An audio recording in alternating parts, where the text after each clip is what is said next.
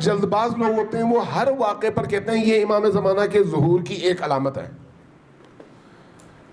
اس طرح سے اگر دیکھیں تو آپ کی پیدائش بھی ان کے ظہور کی علامت ہے. آپ پیدا ہوں گے, مریں گے, اگلی نسل آئے گی تو یہ آپ ان کے قریب تر چلے جائیں گے. یہ ان مراحل میں سے ایک مرحلہ طے ہوتا ہے. لیکن عقلی طور پر یہ درست نہیں ہے کہ ہر چیز کو علامت ظہور مہدوی کے طور پر بیان کر کے لوگوں کو کنفیوز کیا جائے. یہ درست نہیں ہے. علامات دو طرح کی ہیں. ایک حتمی علامات ہیں جن کا واقع ہونا ہر صورت میں لکھا گیا ہے.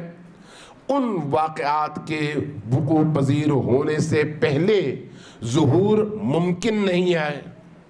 یہ علامات حتمیہ کہلاتے ہیں. کچھ علامات ہیں عمومی. وہ جو عمومی علامات ہیں وہ گزشتہ 1000 سالوں سے 1200 سالوں سے وہ علامات چلتی آ رہی ہیں. اب بعض روایات ہمارے ہاں ہیں نا کہ آخر الزمان جب آئے گا, امام عصر کا دور آئے گا تو اس وقت جو ہے معاشرہ جو ہے اتنا کرپٹ ہو جائے گا, مرد عورت کا لباس پہنیں گے, عورت مردوں کا لباس پہنیں گے, مردوں میں اور عورتوں میں فرق نہیں ہوگا, فساد کو ثواب سمجھ کر کیا جائے گا اور ثواب کا عمل گناہ کی حیثیت اختیار کر رہا ہوگا. ٹھیک ہے, اس طرح سے اگر آپ اس کی لسٹ بنائیں تو وہ 50-60 امور بن جاتے ہیں. لیکن یہ امور عمومی ہے, عمومی, حتمی نہیں ہے. حتمی چیزیں مخصوص ہیں, معین ہیں.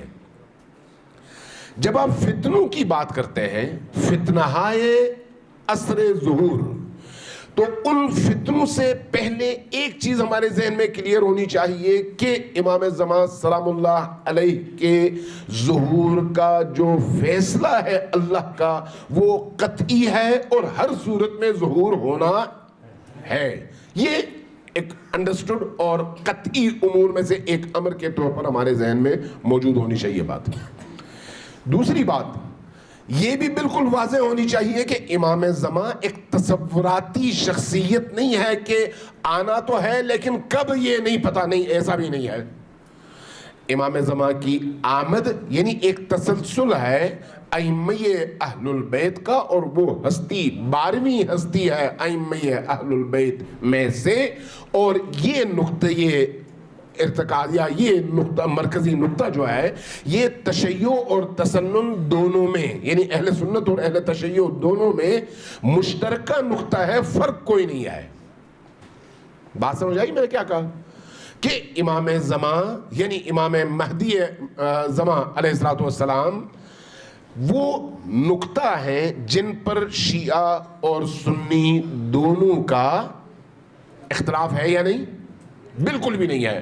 اختلاف کوئی نہیں ہے, ایک ہی ہستی ہے. ان کو بھی یہ معلوم ہے, ہمیں بھی یہ معلوم ہے کہ یہ رسول اللہ کے 12ویں فرزند ہیں.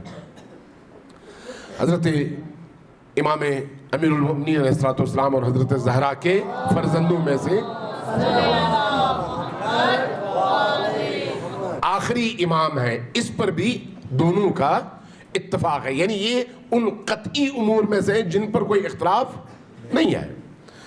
اگر اختلاف ہے تو وہ اس بات پر ضرور ہے کہ جب ہم کہتے ہیں تو کہتے ہیں کہ ہم امام حسن عسکری علیہ السلام کے فرزند ہیں امام مہدی, جبکہ وہ ان میں سے کچھ لوگ قائل ہیں اس بات کے. ایسا نہیں ہے کہ وہاں پر کوئی قائل نہ ہو, کچھ لوگ اس بات کے قائل ہیں کہ ہاں امام حسن عسکری علیہ السلام کے فرزند امام مہدی ہیں.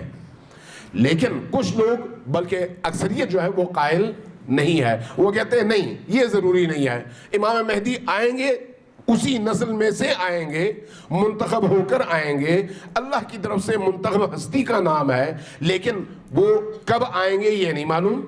اور امام حسن عسکری علیہ السلام کا بیٹا ہونا, بلا فضل بیٹا, یہ بھی ان کے لیے مشکوک ہے یا وہ اس بات پر یقین نہیں رکھتے. لیکن کچھ ایسے بھی ہیں جن کی پوری فہرست ہے میرے پاس جو اس بات پر عقیدہ رکھتے ہیں کہ نہیں, امام مہدی امام حسن عسکری علیہ السلام کے اپنے بیٹے ہیں اور 12ویں امام ہیں اہل البیت کے ائمہ میں سے. اس پر ان کے ہاں عقیدہ موجود ہے. تیسری چیز جس پر اتفاق ہے وہ یہ ہے کہ امام مہدی کے آنے سے پہلے بہت سارے واقعات ایسے ہیں جن واقعات کے ظہور پذیر ہونے کے نتیجے میں ہم امام مہدی دوراں علیہ السلام کے ظہور کے قریب تر ہو جائیں گے. اور یہ روایات جو ان علامات کے حوالے سے ہیں، یہ روایات اہل سنت کے ہاں کم نہیں ہیں، بہت بڑی تعداد میں ان کے پاس یہ روایات موجود ہیں. جس طرح ان کے ہاں موجود ہیں اسی طرح سے ہمارے ہاں بھی موجود ہیں. لیکن ہمارے ہاں جو موجود ہیں ان میں امام مہدی علیہ السلام کا جو تصور ہے وہ بالکل واضح اور شفاف ہے. ان کی پیدائش، ان کی تربیت، ان کا سفر، 5 سال کے بعد ان کا پردہ غیب میں چلے جانا، 70 سال کا وہ دورانیہ جس کو آپ غیبت صغریٰ کہتے ہیں، اور اس کے بعد پھر غیبت کبریٰ کا دور. اور غیبت کبریٰ میں امام مہدی آخر الزماں کا حجت خدا کی حیثیت سے زمین پر موجود ہونا اور اللہ اور بندوں کے درمیان واسطے فیض قرار پانا اور اللہ کی تمام تر روزی ان کے طفیل، ان کے فیض اور ان کے ذریعے سے مخلوقات تک پہنچنا، یہ تشیع کے اندر بالکل واضح اور کلیئر کٹ ادلہ میں سے ہیں، کلیئر کٹ عقائد میں سے ہیں. یعنی اس میں کسی طرح کا کوئی شبہ نہیں ہے.